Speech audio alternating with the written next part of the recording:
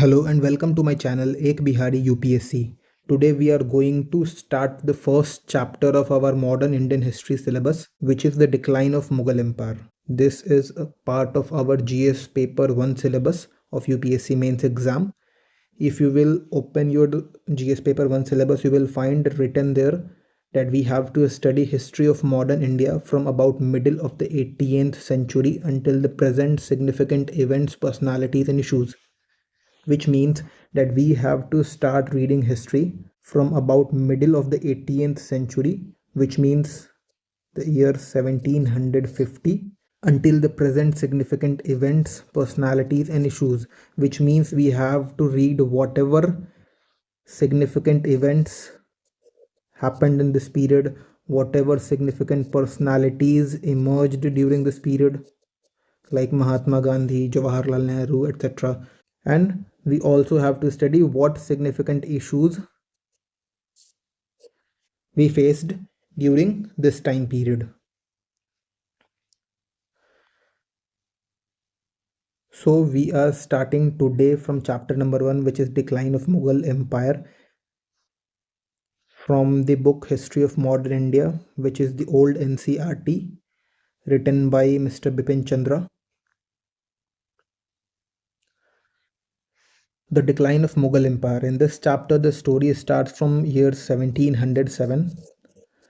But as I told you, we have to study history from about 1750, that is about middle of the 18th century.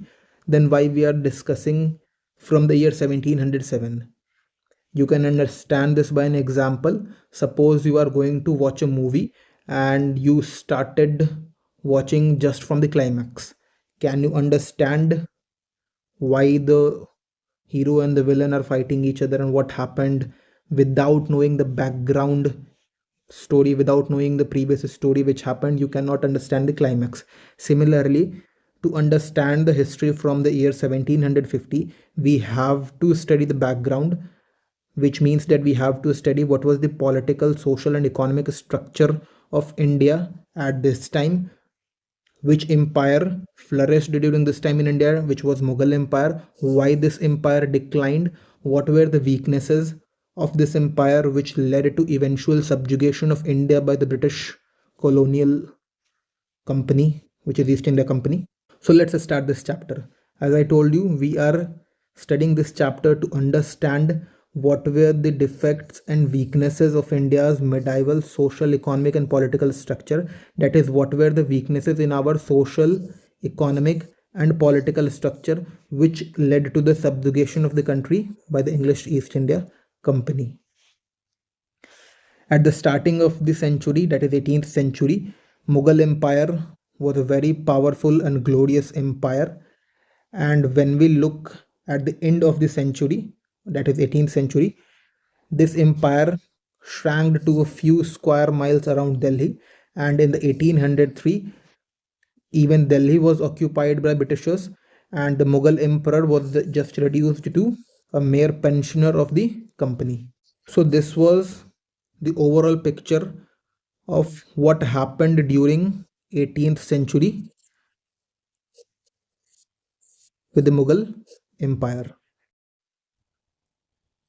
Now the real story of the decline of Mughal Empire will begin from the year 1707. This year is very significant in history because in this year Mughal Emperor Aurangzeb died. During his reign, Aurangzeb introduced many harmful policies, and in spite of his harmful policies, the Mughal Empire was still strong. The NCRT is saying that the administration of the empire was still efficient, the Mughal army was still quite strong, and the Mughal dynasty still commanded respect in the country. This means that the harmful policies of Aurangzeb led to shaking the roots of the empire and weakened the unity and stability of the Mughal Empire. But in spite of these policies, the empire was still quite strong, and the administration, the army was still quite efficient, and the Mughal dynasty still used to command respect in the country. After the death of Aurangzeb, his three sons his three sons, namely Bahadur Shah,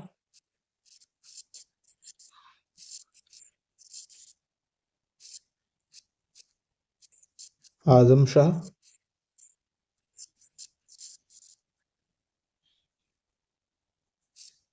and Kambakhsh.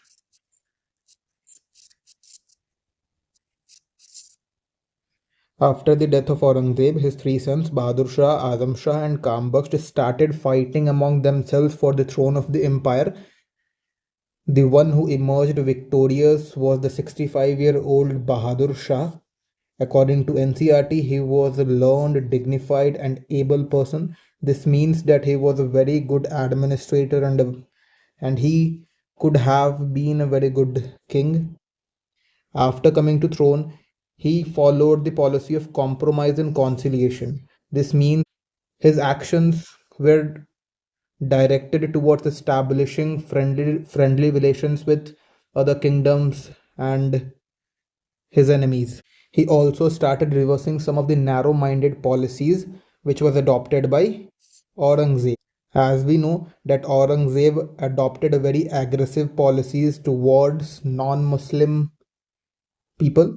So Bahadur Shah, after coming to the throne, started reversing these narrow-minded policies.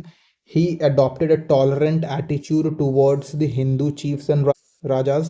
This means that he tried to establish friendly relations, or we can say that he tried to conciliate Hindu chiefs and Hindu kings with whom the relation of the Mughal Empire became worse due to the policies of Aurangzeb. There was also no destruction of temples during his reign. When he came to the throne, initially he tried to control some of the Rajput states, he tried to establish his control over some of the Rajput states, but eventually he learned that it was not easy to gain control over these states, and so he realized the foolishness of his actions and therefore arrived at a settlement with the Rajput kingdoms. We are not going to study this chapter very deeply because this is not a very important part of our syllabus. We just have to understand from this chapter that what was the social, political, and economic structure which prevailed in India before the Britishers gained control of our country. This means that we just need to understand that how this empire declined, what were its weaknesses, what were the weaknesses of our social, political, and economic structure, which led to our subjugation. So we do not have to give attention on these trivial matters like what were the policies of Bahadur Shah, what actions he taken against Rajputs, and such trivial matters we do not have to focus on. So let's read what is given in the NCRT, and then at the end we will summarize this chapter, and then we will understand that what was important for us in this chapter from the point of view of UPSC mains examination. So initially when Bahadur Shah came to throne, he tried to gain control over some of the Rajput states. Which were these states? These were Amer and Marwar. Marwar, which is currently known as Jodhpur. He tried to replace Jai Singh by his younger brother Vijay Singh. Jai Singh was the king of Amer, and he also forced Ajit Singh, who was the king of Marwar, to submit to Mughal authority. However, he faced severe resistance from these kings, due to which he understood the foolishness of his actions, and therefore he arrived at a settlement with these Rajput states. According to this settlement, the kingdom was restored to Raja Jai Singh of Amer, as we have read, and Ajit Singh of Marwar. These two kings were restored to their throne. However, at the time of settlement, these two kings also demanded for a higher mansab. There is a spelling mistake. This is mansab. So these two kings also demanded higher mansab, and they also demanded the office of Subedar. This is Subedar. And they also demanded the office of Subedar of provinces like Malwa and Gujarat be given to him. However, these demands were not accepted by Emperor Bahadur Shah. So we have to understand what is this Mansab and what is Subedar. I already have made a video on the topic Mansabdari system. If you are interested to understand what is Mansab, what is Mansabdari system, you can watch that video from my channel.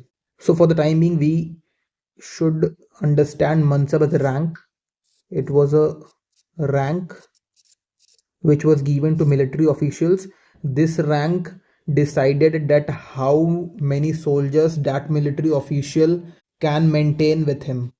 This means that if a military official has a rank of 500, this means that this official can maintain 500 soldiers along with him on behalf of the king. So Raja Jai Singh and Ajit Singh also demanded that they should be given higher mansabs. This means that they were demanding for higher ranks for themselves, and they also demanded that they should be given the Subedari of provinces like Malwa and Gujarat. So what is Subedar? To understand what is Subedar, we have to understand the administrative structure of Mughal Empire. So Mughal Empire was a very large empire. It is said that at the time of Aurangzeb, Mughal Empire was 122% of the size of today's India. This means that it is 22% larger than the geographical area of India which we currently have. So Mughal Empire was a very large empire, and at that time you can understand we are talking about 18th century, about the starting of 18th century, early 18th century. So at that time our country was not that much technologically advanced to establish control over such a large area. So Mughal emperors thought a plan so that they can maintain control over such a large area. So they divided their empire. Suppose this is Mughal Empire. So they divided this empire into different subas. It's like states which we currently have, the system of states. Like we have state of Bihar, state of Uttar Pradesh, state of Maharashtra. Similarly, the Mughal Empire also divided themselves into subas, and each suba was administered by a person appointed by the Mughal emperor. This person was known as the Subedar. So, the Raja of Amer and the Raja of Marwar, that is Jai Singh and Ajit Singh, these two were also Subedars under the Mughal Empire, and during the settlement process they demanded that they should also be given the Subedari of the provinces of Malwa and Gujarat. This means that they demanded that their territory of control should be extended. The Subedar of that time can be compared by today's governor. Subedar was an administrative and military official of that time which has the responsibility with him to govern the respected territory of which he was appointed the Subedar. Bahadur Shah adopted the policy of half-hearted conciliation towards the Marathas. This means that he tried to establish friendly relations, he tried to conciliate them, placate them, try to establish friendly relations with them, but this was done half-heartedly. This means that he made an attempt to reconcile or to resolve the conflict with the Marathas, but it is done with a lack of genuine commitment. This means that this act was done half-heartedly. So he adopted the policy of half-hearted conciliation towards the Marathas. So now there is a mention of two words, which is Sardeshmukhi and Chot. So let's understand what is Sardeshmukhi and Chot. So both Sardeshmukhi and Chot were type of security taxes which have to be paid by small kingdoms and rulers to the Marathas in order to protect their territory from being invaded and conquered by Marathas. This means that Maratha used to collect these taxes from small kingdoms who were weak and who wanted to protect themselves from the invasion of Marathas. So Chot, as the name suggests, this is a Hindi word, as we say in Hindi ek chauthai. This means 1 by 4 in English. That is, chaut was the tax which was charged at the rate of 25%. This means the state on which this tax was charged had to pay 25% of his revenue to the Marathas in order to protect themselves from their invasion. And Sardeshmukhi was a tax of 10%. It was also a security tax and was used to be imposed on non-Maratha states. So what was the difference between Sardeshmukhi and Chaut? The main difference was that the Sardeshmukhi was imposed by the Marathas on those territories which was under the direct administration of Mughal Empire, and Chaut was used to be generally imposed on those territories which were not under the direct administration of Mughal Empire. So this was the basic difference. Chaut was imposed on non-Mughal territories. They had to pay 25% of their net revenue to the Marathas in order to safeguard their territories from the invasion of Marathas. And Sardeshmukhi was a tax which was imposed on non-Mughal territories by Marathas. Of course, it was done forcibly by the Marathas. The Mughal did not, by their will, happily just gave 10% of the revenue to the Marathas. There was a long battle between the Marathas and the Mughal Empire, which was fought by Aurangzeb, which also drained the wealth of the empire to a very large extent. We will see that when we will discuss about the harmful policies of Aurangzeb later in this chapter. For the time being, you should understand that Sardeshmukhi was a tax which was imposed on territories which were under Mughal administration, and Mughals had to cede to this demand of the Marathas in order to save their money, which was spent on the battles which were fought for a long time with the Marathas. This means that the Mughals thought that it is better to give 10% of the revenue of some territories to the Marathas than to fight long battles with them, because the battles was proved to be inconclusive at the time of Aurangzeb. They fought for a very long time, that is Aurangzeb and Marathas, and there was no conclusion of that battle. Aurangzeb spent 27 years of his life fighting battles with the Marathas, and there was still no conclusion reached of these battles. Therefore, Bahadur Shah thought it a well decision to give 10% of their revenue which came from the Deccan region to the Marathas. So this was the policy of half-hearted conciliation of Bahadur Shah. Bahadur Shah I also refused to recognize King Shahu as the king of Marathas. Shahu was the grandson of the great Chhatrapati Shivaji Maharaj, and he was kept for a very long time in prison by the Aurangzeb. After the death of Aurangzeb in 1707, Shahu was released from the captivity, and after his release, there was a civil war between Shahu and Tarabai for the throne of Maratha kingdom. Both of them fought to establish their supremacy over the throne. So, since Bahadur Shah refused to recognize Shahu as the Maratha king, both of them, that is Shahu and Tarabai, fought among themselves for establishing the supremacy over the kingdom. This resulted in discontent among the Maratha Sardars and King Shahu. Therefore, Bahadur Shah was not successful in establishing complete peace and establishing order with the Marathas. So, let us summarize what we have read till now, and after that, we will end our video. And the next story will be covered in part 2 of the video. So let's summarize what we read.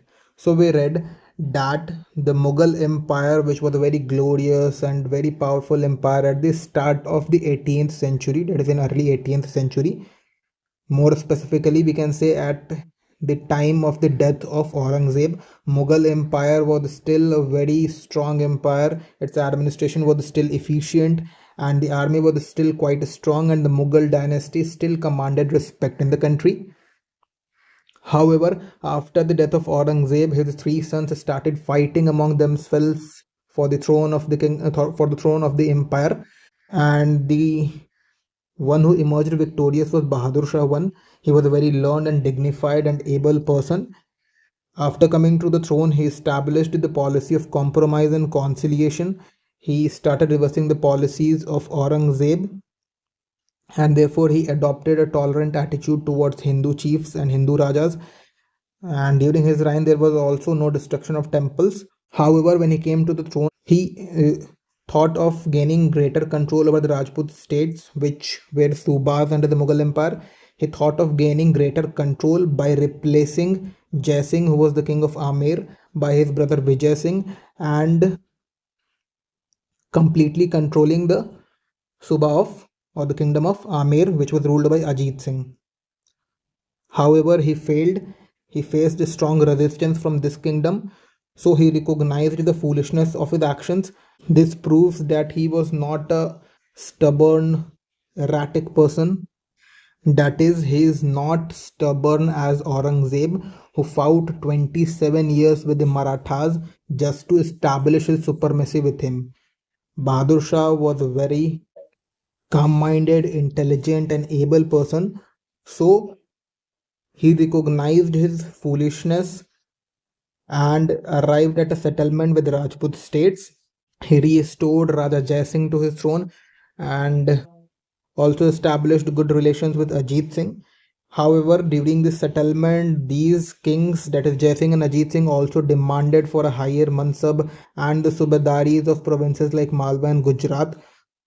But these demands were not accepted by Bahadur Shah I. Then we will see what was his policy towards the Maratha Sardars. He adopted a policy of half-hearted conciliation. This means that he tried to conciliate and tried to establish friendly relations with Marathas. However, his efforts were still insufficient to establish peace with the Marathas. Then we saw that Bahadur Shah granted Sardeshmukhi of the Deccan region to the Marathas. We saw that Sardeshmukhi was a tax of 10%, which was imposed by the Marathas on those territories which were under direct Mughal administration. So Bahadur Shah I granted Sardeshmukhi from the Deccan region to the Marathas but refused to grant Chaut. Therefore, he failed to satisfy them fully. He also did not recognize Shahu as the king of Marathas. We learned that Shahu was the grandson of great Chhatrapati Shivaji Maharaj, and he was imprisoned by Aurangzeb, and after the death of Aurangzeb he was released from the prison by Bahadur Shah but was not recognized as the king of Marathas. Due to this reason, Shahu and Tarabai fought among themselves for establishing the supremacy over the Maratha kingdom. This resulted in the dissatisfaction of the Marathas. Therefore, he failed to completely establish peace with the Marathas. So that was all for today. Now we will see the next part of the story in the next video. Make sure to subscribe my channel. Thank you everyone to watch my video.